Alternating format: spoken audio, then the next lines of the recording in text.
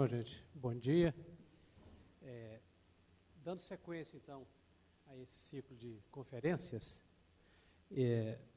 hoje nós teremos a fala, conferência, fala, comunicação, palestra, do professor Pessotti, né?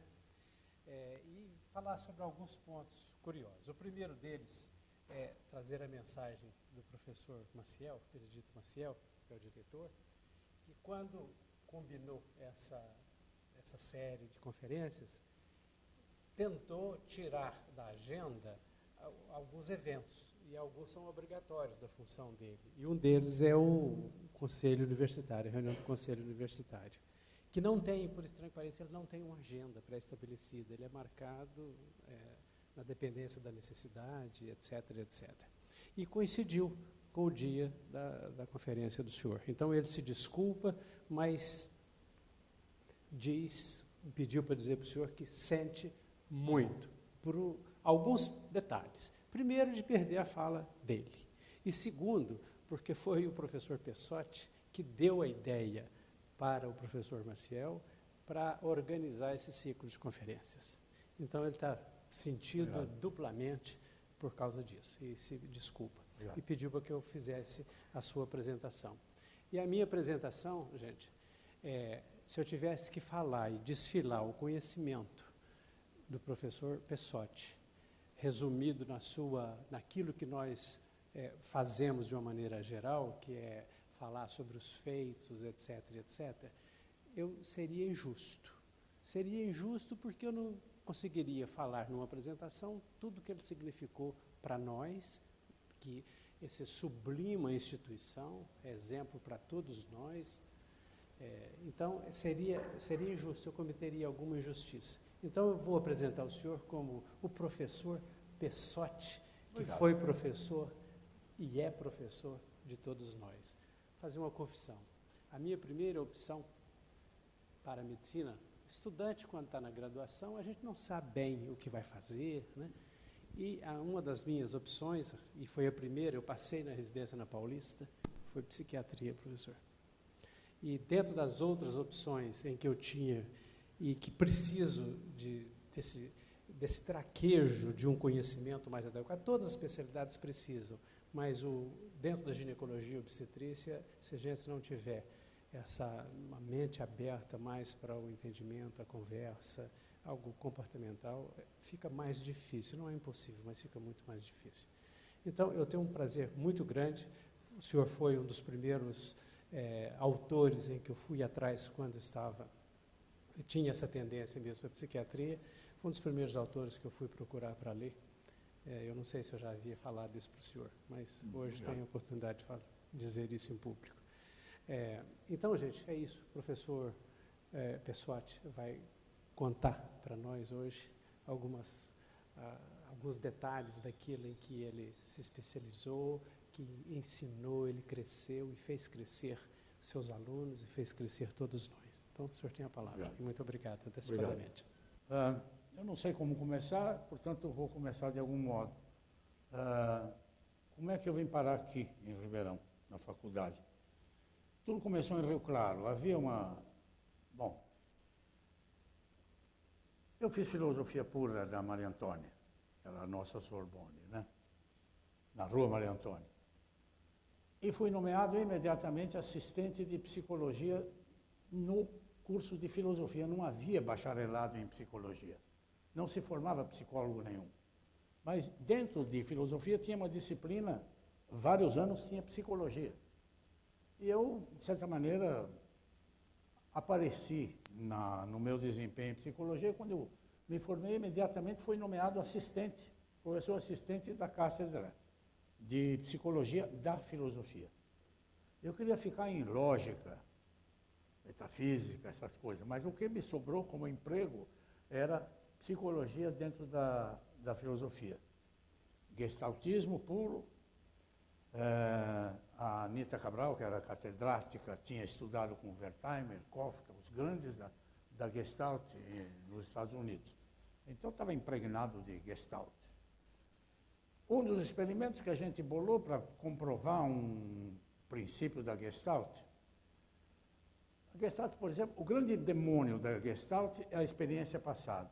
É a configuração dos estímulos do momento que determina o que você pensa, o que você percebe, o que você lembra. É a configuração dos estímulos. E não os estímulos, as propriedades físicas do estímulo. Bolamos, Dante Moreira Leite e eu bolamos um experimento que era criar ratos sem cultura nenhuma. Então, ratos que nunca viram ângulos retos, nem quadrado, nem nada. Quando íamos projetar um quadrado, nessa posição ou nessa posição. Cada giro do disco dava duas projeções. Acelerando, ficava fixo esse quadrado, assim ou assim. Isso era demonstrado em pessoas, provando que o mesmo quadrado, visto assim, é uma forma muito mais forte do que assim. Isso se comprovava depois, a força dessa forma. Então, mas a pessoa dizia, mas é claro, você só vê casa assim, janela assim, porta assim, você nunca vê casa assim. Então, para contestar a experiência passada, precisava criar uma espécie sem cultura nenhuma de retas e quadrados e ângulos. Então, bolamos uma espécie de salsicha de lata, uma espécie de mortadela de lata, com um furo redondo, com uma tela redonda, onde seria projetado esse quadrado. O rato devia, se pulasse com o quadrado fixo, ganhava queijinho. Se pulasse com o quadrado piscando, não viu ainda fixo. Então não ganhava queijinho. Então a gente acelerava até o momento em que o rato pulava porque não via mais o piscado, via fixo. Então ele está vendo agora o quadrado, assim ou assim. Só que não tem Gestalt que te ensine a fazer um rato pular. Atravessar o buraco para pegar o queijo. Nessa hora veio o Keller, que era o guru do Skinner, na pós-graduação deles, e ensinou a gente a produzir o comportamento que quisesse. Partindo de qualquer comportamento, era a modelagem que depois... Isso me empolgou e aí entrei de cabeça no behaviorismo, certo? Brigaram comigo na Maria Antônia, então eu fui para a primeira faculdade isolada do interior de São Paulo, que era Rio Claro, com a Carolina Bori. Era a segunda, a primeira foi Rio Preto. E a Carolina Bori, que era minha madrinha dentro da psicologia, da filosofia, me levou para Rio Claro. Aí o Greff até apareceu por lá uma vez, porque a gente começou com esse negócio de condicionar rato, de obter dados, registrar automaticamente as respostas, etc, etc, etc. Havia uma disputa entre dois grandes geneticistas, o Kerr, lá em Rio Claro, e o Padre Moure, no Paraná, dois grandes sistematas de insetos. Eles conheciam todas as espécies do Brasil, todas nunca, mas muitas, e faziam árvores filogenéticas. Então, segundo o Kerr, essa espécie está aqui, essa menos evoluída, essa aqui é primitiva, e a árvore dos dois nunca batia, porque os critérios eram morfológicos, etológicos, ecológicos, e cada um privilegiava o que achava que era importante. Para resolver o problema, eles falaram, nós temos que dizer o seguinte, a espécie mais evoluída é aquela que resolve melhor os seus problemas. É a mais inteligente, segundo eles. Eles tinham uma ideia de inteligência, eu ainda não sei o que é. E acho que ninguém sabe. É um jeito de classificar desempenhos. Precisamos de um teste de inteligência. Como eu já mexia com rato, o Kerr me procurou para fazer um teste de inteligência para abelha. E aí começou uma coisa muito importante, que era controle do comportamento sem gaiola. Toda a literatura com mamífero, e principalmente a literatura behaviorista sobre aprendizagem, é baseada na gaiola. O rato está privado de alguma coisa, ou faz o que você quer, ou não ganha a aguinha, ou morre, ou faz.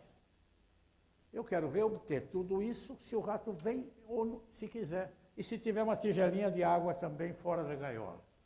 Você não vai obter nada. Como obter que uma abelha venha da sua colmeia na minha mesa, puxar a alavanca, escolher aceso ou apagado E mais, preferia aceso se o tapete é amarelo, preferia apagado se o tapete é azul. Tapetinho. Como fazer isso com uma abelha que vem se quiser? Uma abelha que ontem ia na planta do açapeixe, que estava à mesma distância, 1,5 metro do vitrô, aí na genética. Bom, como eu fiquei bom em abelha, eu quero. Bom, aí fui para Brasília, porque pifou o Rio Claro, pifou a minha situação em Rio Claro. A gente fez uma greve contra o Ademar de Barros. E a primeira greve de professores universitários do interior para obter que o interior tivesse o mesmo salário da USP de São Paulo. Acabei, ganhei uma bolsa para a Itália. Quando voltei, já em plena ditadura, o Zeferino tinha me contratado para Brasília, ainda não vim para Ribeirão. O Kerr só que me conhece lá em Rio Claro. Tinha me contratado para Brasília. A revelia. Eu estava em Milão, recebi. É o estilo Zeferino. Recebi no mesmo dia. Convite, chave do apartamento e passagem de avião da VASP, de São Paulo para Brasília. Era o jeito do Zeferino. Então, fui para Brasília. Brigamos com os militares, aí a coisa entortou de vez. Precisei fugir e fui para Milão. Em Milão, estava desempregado, recebi na mesma semana 2 convites. Um do professor Lison, que dirigia a Filô, e um do professor Moura Gonçalves, que dirigia a nossa escola. Eu já tinha apanhado o suficiente em faculdade isolada, falei, não, a USP é um guarda-chuva, é mais tranquilidade. Era plena ditadura, e vim para cá. Vim para cá, fui esperado na rodoviária por um professor com uma Kombi, o professor Hélio Lourenço de Oliveira. Foi com a Kombi me pegar na rodoviária, me mostrou a cidade, me mostrou o campus. Não tinha hospital aqui, não tinha estacionamento só na frente da escola. Não tinha pós-graduação, não tinha tanto estacionamento, não tinha tanta gente. Era uma fazendona. Por que eu vim para cá? O Kerr buzinou para o Moura Gonçalves que eu ia ser importante para a CB, para Ciências Biológicas. O Moura apostava muito nas ciências biológicas. Então, eu era um elemento importante para estudar comportamento, manejo de comportamento de animais, etc. E eu quero, então, vender o meu passe para o Moura Gonçalves. Mas como eu era da psicologia, embora filósofo, eu tinha que ter uma carga horária, uma carga didática aqui na psiquiatria. Quem dirigia a psiquiatria a título precário era o professor Hélio Lourenço, porque não tinha um catedrático lá. Então eu tinha um contrato, está no meu contrato, carga didática na psiquiatria, psicologia médica, junto à psiquiatria, e carga de pesquisa na genética. E aí toquei a vida. Acabou ciências biológicas, alguns alunos de ciências biológicas passaram para a medicina.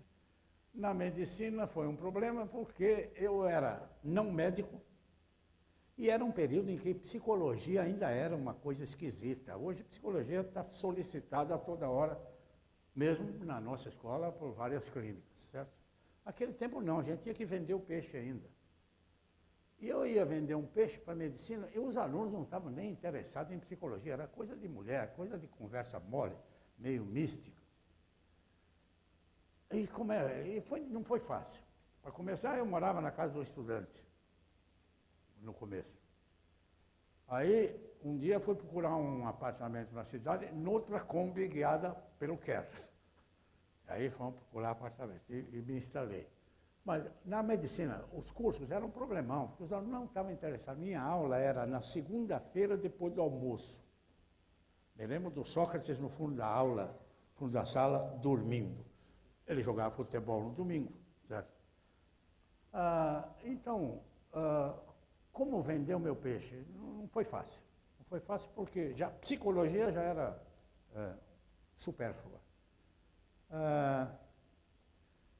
Como eu mexia com animais, a ideia de que agora é uma psicologia, porque a psicologia médica, é pioneirismo dessa escola, psicologia médica, só que antes de eu chegar, era de linha psicanalítica, era a professora Ona, Raquel, Flávio D'André, era mais uma linha psicanalítica. E os alunos achavam isso meio místico, meio esquisito. Quando eu trouxe rato para manipular comportamento de rato, havia uma certa resistência, mas, por outro lado, uma certa... Essa é científica, porque tem experimento. Essa é científica. E onde fazer um laboratório? Nunca teve um laboratório na nossa escola. A gente dava aulas, o laboratório era o da Filô, que a gente explorava as gaiolas de lá e os ratos deles. E as aulas, eu não tinha sala de aula. Não tinha esse prédio aqui. As aulas eram na patologia. Muitas aulas na patologia. E tinha os monitores da Filô.